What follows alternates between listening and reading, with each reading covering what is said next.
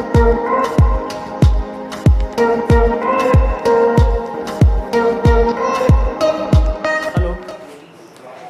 Morning बच्चों। आज हम लोग एक्सरसाइज 3.2 का क्वेश्चन सेकंड सॉल्व करेंगे, क्योंकि उससे पिछले वीडियो में आप लोगों को जो है क्वेश्चन नंबर फर्स्ट आपको बता दिया गया था ग्राफिक विधि से समीकरण बना करके, और उसका मान बताना था आप लोगों को, जो भी उसमें अज्ञात राशियाँ थीं। ठीक है, अब आपको क्वेश्चन नंबर सेकंड दूसरा प्रश्न आप लोगों को हल करना है, और उसको जो है उसमें ये बताना है कि जब रेखाओं का आलेख जब खींचा जाएगा तो वे रेखाएं एक दूसरे को प्रतिच्छेदित करेंगी या समांतर होंगी या समपाती होंगी, ये आपको बताना है इसमें। तो बच्चों आप लोगों को जब मैंने एक्सरसाइज 3.1 स्टार्ट करने से पहले हमने आप लोगों को कुछ बेसिक चीज़ें हमने बताया था इस अध्याय में। उस बेसिक चीज़ में सारी चीज़ें हमने आप लोगों को बता दिया था कि कब रेखाएं समपाती होती हैं, कब एक दूसरे को प्रतिच्छेदित करती हैं, और कब एक दूसरे के समांतर होती हैं। समपाती का अर्थ हमने बताया था कि जब दो रेखाएं एक दूसरे के ऊपर परस्पर एक दूसरे के ऊपर से जब होकर के गुजरती हैं या एक दूसरे के ठीक ऊपर जब होती हैं तो वे रेखाएं समपाती रेखाएं कहलाती हैं। उसके बाद फिर बताया गया था कि जब दो रेखाओं के बीच की लंबवत दूरी प्रत्येक जगह समान होती है तो उन्हें हम समांतर रेखाएं कहते हैं। या आप इस तरह से भी बता सकते हैं कि जब दो रेखाओं को आगे जब बढ़ाया जाए तो एक दूसरे को कभी प्रतिच्छेदित न करें तो वे रेखाएं समांतर रेखाएं कहलाती हैं। उसके बाद प्रतिच्छेदित रेखाएं अर्थात जब दो रेखाएं एक दूसरे को किसी न किसी बिंदु पे प्रतिच्छेदित करती है, अर्थात तो वे रेखाएं समांतर नहीं होती हैं, अर्थात उनको हम प्रतिच्छेदी रेखाएं कहते हैं। तो ये सारी चीज़ें हमने आपको बता दिया था।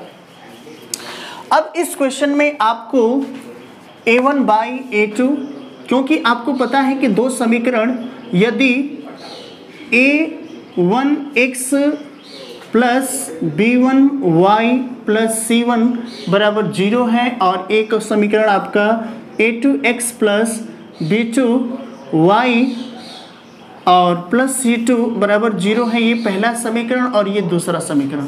ठीक है, इस तरह के यदि समीकरण हैं तो उनको जब आप हल करेंगे तो कब रेखाएं जब हल करके x और y का मान निकालेंगे और उसके द्वारा जब ग्राफ आप खींचेंगे दोनों समीकरणों के लिए, ठीक है, तो वे प्रतिच्छेदित कब करेंगे, कब समांतर और कब जो है समपाती होंगी।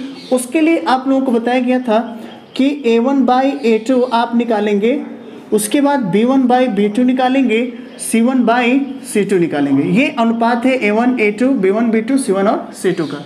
तो इन्हीं अनुपातों के द्वारा आप लोगों को बता देना है कि जो इसमें समीकरण दिए गए हैं उनका जो आलेख खींचा जाएगा वे प्रतिच्छेदी होंगे, समांतर होंगे या समपाती होंगे। ठीक है, तो अब देखिए, ध्यान से देखिए, इसमें आपका है पहला समीकरण इसमें दिया गया है। इस क्वेश्चन में समीकरण इसमें जो पहला है दूसरे का, क्वेश्चन नंबर सेकंड हम लोग देखेंगे। प्रश्न 2 है, 2 का पहला ये है आपका 5x माइनस 4y और प्लस 8 इज इक्वल टू 0, और उसके बाद फिर ये पहला समीकरण है, और दूसरा जो है 7x plus 6y minus 9 equal to 0, ये दूसरा समीकरण है। इन दोनों समीकरणों को बच्चों a1/a2, b1/b2, c1/c2 के द्वारा कंपेयर करना है। ठीक है, तो पहले बच्चों करते क्या है, आप ध्यान देंगे, सबसे पहले आप इसमें a1, a2, b1, b2, c1, c2 सबसे पहले आप ज्ञात करेंगे इसमें। तो देखिए इसमें a1 क्या है, तो a1 बच्चों ये a1 ये है, चूँकि पहला समीकरण है तो ये a1 है, ये b1 है और ये c1 है। a1 इसमें 5 है, उसके बाद b1 बराबर इसमें देखिए ऋण 4 है, और उसके बाद c1 बराबर बच्चों इसमें 8 है।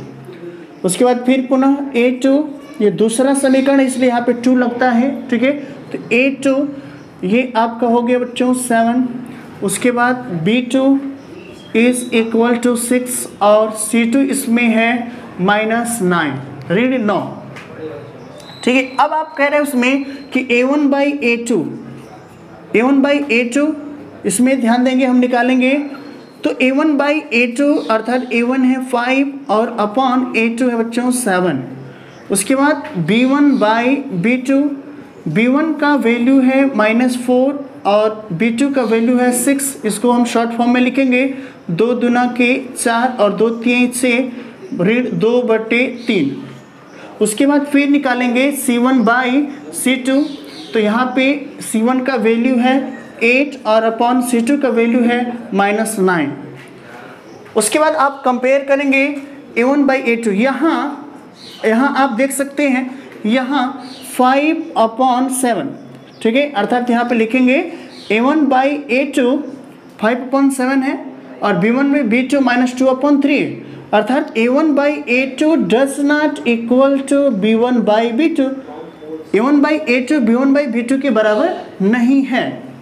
ठीक है, जब A1/A2 B1/B2 के जब बराबर नहीं होता है तो रेखाएं एक दूसरे को प्रतिच्छेदित करती हैं। आप ग्राफ खींच करके देख सकते हैं, ठीक है, वो प्रैक्टिकल करके देख सकते हैं, बशर्ते इसमें आपको प्रैक्टिकल नहीं करना है ना दिखाना है, बस आपको ये तुलना करके ही बताने हैं कि रेखाएं प्रतिच्छेदी होंगी, समांतर होंगी या समपाती होंगी। ठीक है, तो यहाँ पे देखिए, यहाँ A1/A2 बराबर नहीं है B1/B2 के, इसलिए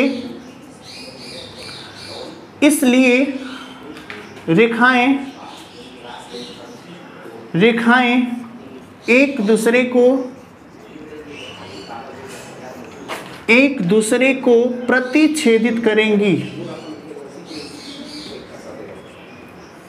रेखाएं एक दूसरे को प्रतिच्छेदित करेंगी। बच्चों ये उसका सॉल्यूशन है, बस इतना ही है, बहुत कुछ नहीं है इसमें। ठीक है ना। अब हम लोग जो है दूसरे का प्रश्न संख्या 2 हल करेंगे। 2 आपका जो समीकरण है दूसरे का 9x + 3y और +12 = 0, और दूसरा समीकरण है 18x + 6y और +24 = 0। ये इक्वेशन फर्स्ट और ये इक्वेशन सेकंड। बहुत इजी है, बस आप धैर्य के साथ क्वेश्चन को सॉल्व करेंगे, आप कर सकते हैं। बस आपको फॉर्मूला याद होना चाहिए, कंडीशन याद होना चाहिए आप लोगों को, कब रेखाएं समपाती, समांतर या प्रतिच्छेदित करती हैं। आप सबसे पहले आपको बताया गया बच्चों, पहले आप A1 A2 B1 B2 और C1 C2 पहले आप निकाल लेंगे। तो A1 इसमें आपका 9 है, B1 जो है बच्चों इसमें 3 है और जो C1 है इसमें 12 है। ठीक है, उसके बाद फिर A2 इसमें बच्चों 18 है, उसके बाद B2 जो है इसमें 6 है और जो C2 है वो 24 है। ठीक है बच्चों, ये जो है A1 अर्थात AX + BY + C = 0, जो ये आपका व्यापक रूप होता है दो चरमी रैखिक समीकरण का, वहाँ से ये तुलना किया जाता है। एक बार थोड़ा सा ध्यान दे लीजिए, देखिए आप देख चुके ये पहला समीकरण है ना, तो पहला है तो देखो A के स्थान पे ये 9 है, तो A के स्थान पे 9 है, इसलिए चूंकि पहला इसलिए से A1 हो जाएगा, तो A1 इसमें 9 हो जाएगा। B है, B के स्थान पे इसमें 3 है, चूंकि पहला समीकरण इसलिए इसमें B1 1 लगा देंगे तो B1 = 3 हो जाएगा। उसके बाद ये आपका C है, C के स्थान पे 12 है। ठीक है, तो चूंकि पहला समीकरण है इसलिए हम यहाँ पे 1 लगा देंगे, अर्थात C1 बराबर इसमें 12 हो जाएगा। उसी प्रकार ये दूसरा समीकरण है, A के स्थान पे 18, चूंकि दूसरा है इसलिए यहाँ पे 2 लगा देंगे। ठीक है, तो ऐसे कंपेयर करके आप लिख लेंगे। ठीक है, चलिए तो अब यहाँ अब क्या करेंगे, A1/A2, यहाँ A1/A2 बराबर 9/18, 9/18, तो यहाँ पे 9 एकम 9 और 9 दूनी 18। ठीक है, तो ये हो जाएगा 1/2। उसके बाद फिर हम लोग जो है B1/B2 निकालेंगे। B1 का वैल्यू है यहाँ पे 3 और B2 का वैल्यू है 6, कटाएंगे 3 1 जा 6, 3 1 जा 3, 3 2 जा 6, अर्थात ये हो जाएगा 1/2। उसके बाद निकालेंगे C1/C2, C1 का वैल्यू है 12 और C2 का वैल्यू है 24, 12 1 जा 12 और 12 2 जा 24, अर्थात ये है 1/2। ठीक है, तो A1/A2 1/2, B1/B2 1/2, C1/C2 1/2। ठीक है, इसलिए ठीक है, पहले हमने यहाँ पे यहाँ लिखने की आवश्यकता नहीं है, पहले आप तुलना कर लेंगे। ठीक है, अब यहाँ पे लिखेंगे, अब A1/A2 बराबर इस तरह से लिखेंगे। अब यहाँ A1/A2 बराबर B1/B2 बराबर C1/C2। ठीक है, रटना नहीं है बच्चों, आपको कंसेप्ट समझना है। ठीक है, जब तक समझ में नहीं आता वीडियो बार बार आप रिटर्न बैक पे जाएं, पुनः उसे ये करें और फिर देखें, आराम से समझ में आएगा आपको। ठीक है, तो आप यहाँ देख रहे हैं कि A1/A2 1/2 है, B1/B2 भी आपका 1/2 है, C1। हाँ, एक बात याद रखेंगे, जब भी आप A1/A2 जब निकालते हैं तो A1/A2 अर्थात A1 और फिर पुनः A2 दोनों आपके सहअभाज्य होने चाहिए। सहअभाज्य का मतलब बच्चों A1 और A2 में कोई आपका उभयनिष्ठ गुणनखंड नहीं होना चाहिए, अर्थात A1 और A2 को कटाने वाला कोई दूसरा नंबर होना नहीं चाहिए। ठीक है, अर्थात यहाँ पे देख रहे हैं कि 9/18 था और इसको इस तरह हम छोड़ देते और 3/6 था, आप सोचेंगे कि ये बराबर नहीं है। ठीक है, जबकि इसका शॉर्ट फॉर्म अगर किया जाएगा तो ये 1/2, ये भी 1/2, ये भी 1/2, तो आप सही से कर पाएंगे। ठीक है, इसलिए उसको आप क्या करेंगे कि A1/A2 B1/B2 में जो भी आपके हैं व्यंजक, उसमें उसको आप क्या करेंगे कि उसके शॉर्ट फॉर्म में लिख देंगे। ठीक है ना, तो यहाँ पे देखें, तो ये बराबर हैं, तीनों के तीनों बराबर है, तीनों अनुपात ही बराबर है। ठीक है, तो इसके लिए आप लोगों को कंडीशन बताया गया था कि यदि A1/A2 बराबर B1/B2 बराबर C1/C2 होता है तो जो रेखाएं होती हैं वे संपाती होती हैं। रेखाएं संपाती, इसलिए रेखाएं संपाती होंगी।